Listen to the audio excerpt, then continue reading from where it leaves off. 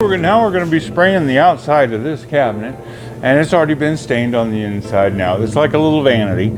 So let's show you how we seal it up and the process of sealing it to keep the oversprays all liquefied.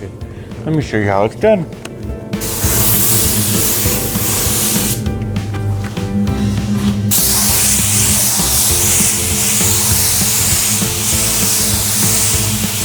Look how close I am to the finish. I'm not sitting back here at 10 feet away trying to get this thing wet. All right, let's get up close. Let's make it nice and wet. All right.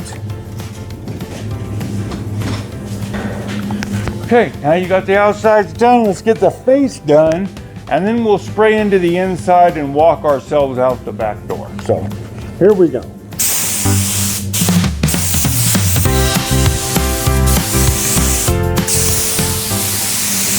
Look at that. I'm probably like this far away. 3 inches? What is that?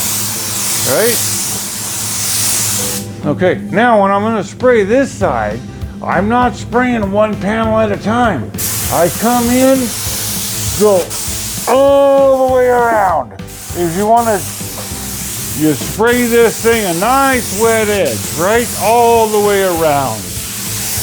You don't have to go back and forth, back and forth, back and forth. A nice wet edge right into your spray booth, right into the downdraft of your air, whatever that is. Okay, do you see that? Do you see how wet that is? That's what you want. You don't want a dry look, okay? If it's looking dry, it's not doing it. So there you go. That's your pro tip right there. Spray it till it's wet, huh? All right, now it can sit there and dry. It's gonna take 10 minutes or so, maybe 20, 30, whatever it is. Relax, it's gonna be beautiful. All right, I hope this was helpful.